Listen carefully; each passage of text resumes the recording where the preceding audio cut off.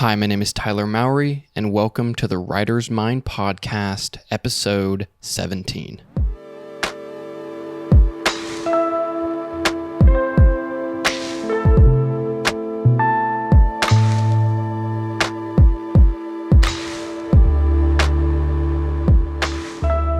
All right, here we are, episode 17. If you want to listen to episode 18 and all of the even episodes, you can find them on patreon.com/thewritersmind. There's also a Discord there. You can talk to me, submit ideas for the podcast, etc., etc. Lots of cool stuff there. So, first off, it's April, and that means that it is short season in Los Angeles. It's pretty much summer in LA once it hits April. We don't really have a spring, but we do have winter. People act like we don't have a winter. It does get to 45 degrees here, Fahrenheit, and it's awful. I was promised endless summer, and I didn't get it, so I'm a little bit upset about it. But anyways, today what I want to talk about is this idea of the adventurer writer. So this has been something that I've been thinking about for a while. So you have certain writers who spent a lot of their life, not famous and traveling and learning and just sort of living their life. And I think that in the past and now we have this career path for a writer, which is you study writing when you're young, you go to college, you take some screenwriting classes or some English literature, you do some reading, and then you move to a place where writers get published, like New York City or Los Angeles or wherever. And then you are, mid-20s, and if everything goes right for you, then you are a professional writer by your mid-20s or late 20s, and then you just kind of sit in that zone pretty much permanently. So you get your nice middle-class house, you get your nice little area, some people occasionally come and interview you about different things you wrote, and that's kind of what you do. And this, to me, does not actually seem like the best way to be a writer. Now, it definitely seems like the best way to be a comfortable writer. It definitely seems like the best way to earn a living and go to cocktail parties and have people know who you are and hold a cocktail and smile and wear a sport coat, and occasionally do some podcasts with people and write a couple of things that people are like, oh yeah, that was a good book or that was a good screenplay. So there's nothing necessarily wrong with that, but the problem with it to me is when you come back to what this podcast is about and what I want to talk about so much, which is writing in regards to trying to figure out what is the best way to live, what is impactful writing, how do we actually change what people think, how they view the world, how they view themselves, how they become critical thinkers through our writing. In other words, how do we make writing that is not just fun, fast-paced, interesting, but is also great, is long-term impactful, actually changes the viewpoints of the people that are reading it and enhances their ability to think for themselves, right? And to me, it seems like the best way to do that is not to simply go through a traditional career route, but ideally it is to go out into the world and try to understand what people believe about different ideas and actually go and see how other people are living, right? If we are asking ourselves the question through living and through our writing, what is the best way to live, then it seems to be a good idea to go out and see how other people are living and what do they think, how are they operating. And so I really like this idea of the adventurer writer. This writer who doesn't just sit and write and that's all they do, or this writer who doesn't just learn the fundamentals, gets really good at those fundamentals, and then writes some fun, fast-paced stories, but actually goes out and has, different seasons of life where they're doing different things, learning different things, and applying that to their own worldview, and then consequently applying that to their writing. So if you look at certain writers that have been famous, the people that we actually look back and say, oh, like this person was impactful, this person wrote things that have stuck with us decades in the future, or even sometimes centuries into the future. Those are the people that we can model ourselves after and think about how they lived and how we can do the same. So, for example, Jack Kerouac, I'm always bad at pronouncing his last name. He was what people refer to as a literary nomad. And he was on the road a lot in America. He wrote a lot about hitchhiking across the country, and he wrote a lot about the different adventures that he would have with the people that he met. So what he was doing was he was trying to meet people, understand their lives, understand their situations, and he was trying to seek out adventure. And he was trying to seek out a more volatile existence so that he actually had more interesting, more spontaneous things happening to him that could actually shift and shape his worldview, which then shifted and shaped the writing that he did. And so he's not the only person that has done things like this. One of the most famous, wildest writers that we talk about was Hunter S. Thompson. I have Hunter S. Thompson's Proud Highway right here. And I think, Fear and Loathing in Las Vegas? Is that what it was called? I think that's like his most famous book, something like that. But he did a lot of traveling. He lived overseas. He was in the military. And he went to South America. And essentially what he did was he traveled, and he was mainly a journalist, not necessarily a novelist or a storytelling writer in that sense, but he still was as a journalist, and as a journalist who was traveling around the world and seeing different things and experiencing different things. He also had a wild drug regimen, which is crazy. You can actually look it up, like what he, the amount of just insanity of different drugs and things that he was on. And what he was doing was he was experiencing all these different elements of life. He was going out into the world. He was leaving his hometown, the place he grew up, or he was leaving the, small level traditional career that was kind of laid out for him in his industry. And he went out and he went to wild places and was in danger and experienced different things and was able to see how other people were living. And this is, I think, so important if you are trying to consistently build a worldview and build a more comprehensive understanding of how the world is working and how people are living. And what is also interesting is I think doing this will allow you to have more inspiration and more ideas and more interesting characters in your stories, because you are actually witnessing more than the average writer is. If the average writer is going to college and then starting to write and working, sort of a regular, going through the regular career steps, and you are doing all of this extra stuff, getting all this extra information, soaking up all of these other worldviews, it's going to dramatically impact your writing and your own worldview.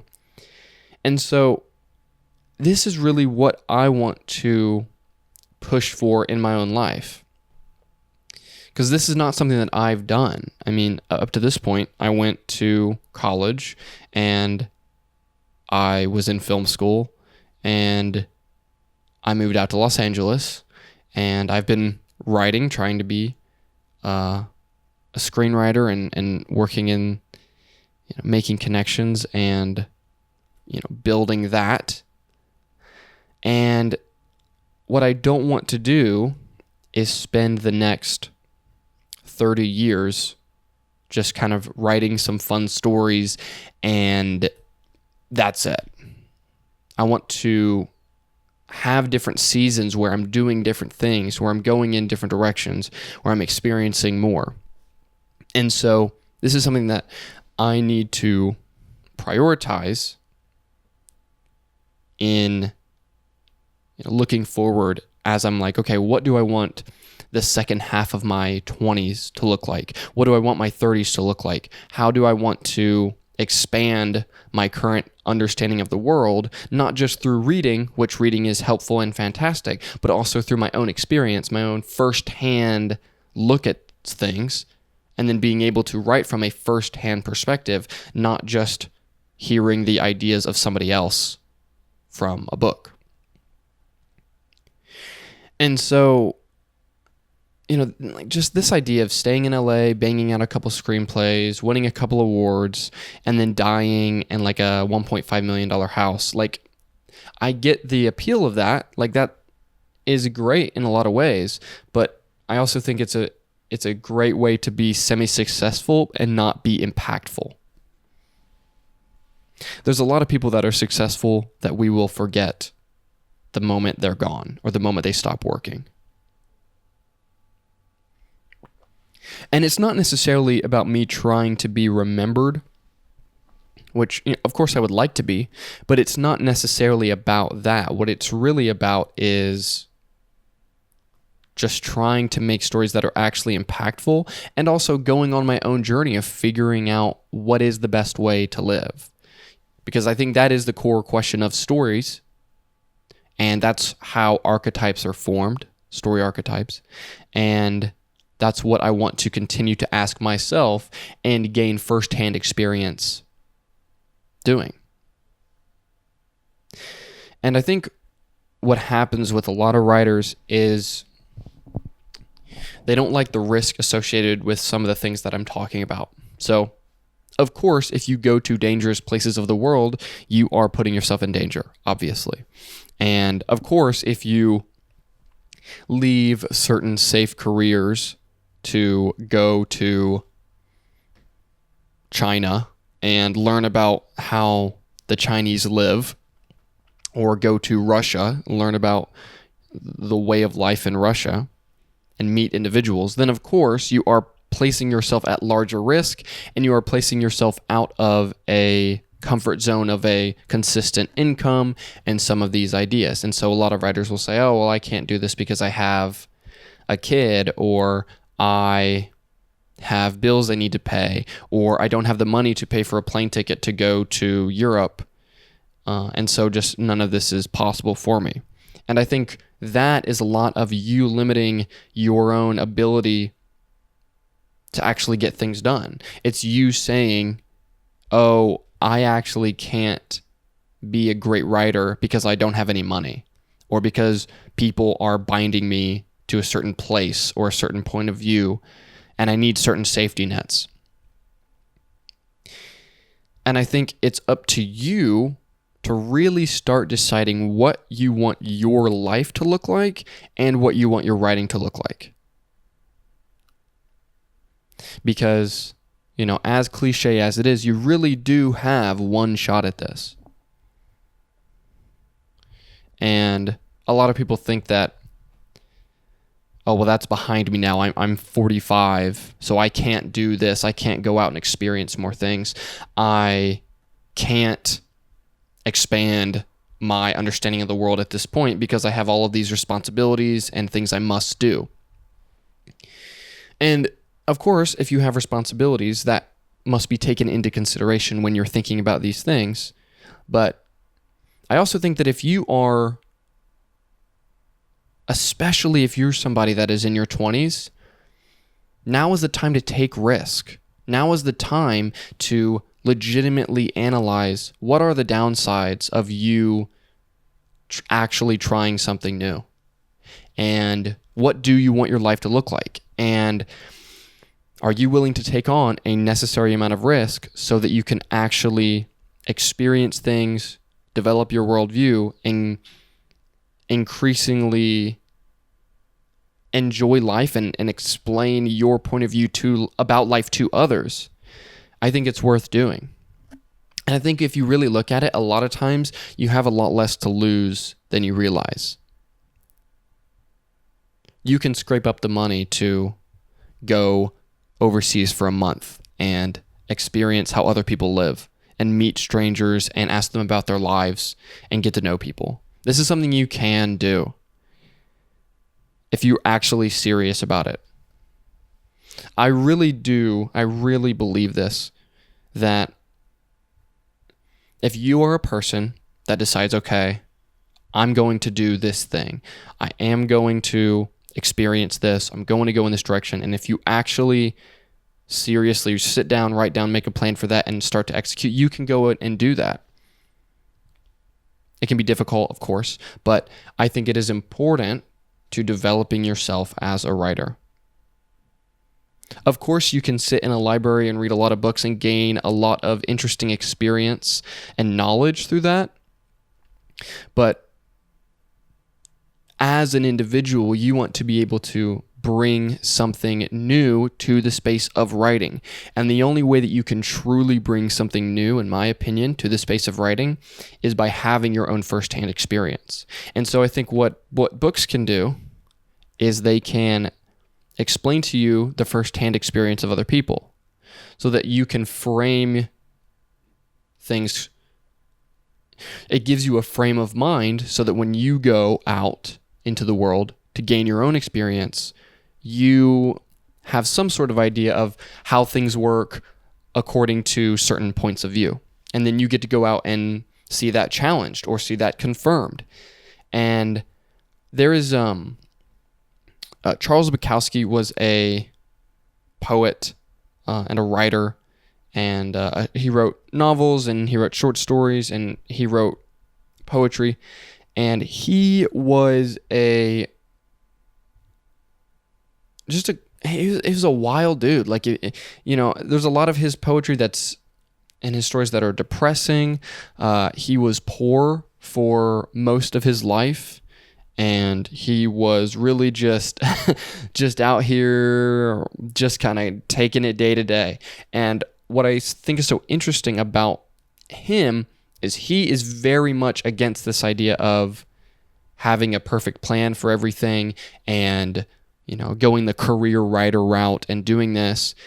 He talks about being thankful that he had all of this time where he was poor, doing insane things, going crazy, experiencing the world from that point of view, because when he actually got money and became more famous, he had such a just wealth of experience and a worldview that he had built to talk about and to explain to others. And we can, of course, have a discussion about whether or not Bukowski's way of life is the way we should live, because he did a lot of crazy things, and I don't want to be broke at 40. But what he did do was he decided that he was going to be in control of his time, that he was going to experience these wild things, that he was going to allow himself to stumble into different situations. And I think that he lived an interesting life because of this. And he has things to say because of the way that he chose to live. And so that's a big thing, where part of finding out what you have to say is by you thinking, doing critical thinking, reading, and developing a worldview, developing and realizing that there are holes in certain worldviews, realizing that there are contradictions in your own worldviews, and then you have something to say off of that. And you also find things to say by existing and experiencing the world and having new information and new experiences that change what you think.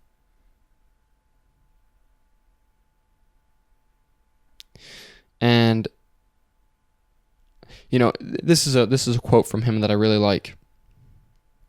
He says, "If you're going to try, go all the way. Otherwise, don't even start. This could mean losing girlfriends, wives, relatives, and maybe even your mind. It could mean not eating for 3 or 4 days. It could mean freezing on a park bench. It could mean jail. It could mean derision. It could mean mockery, isolation.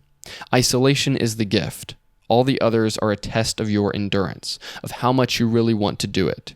And you'll do it despite rejection and the worst odds, and it will be better than anything else you can imagine. If you're going to try, go all the way. There is no other feeling like that. You will be alone with the gods, and the nights will flame with fire. You will ride life straight to perfect laughter. It's the only good fight there is."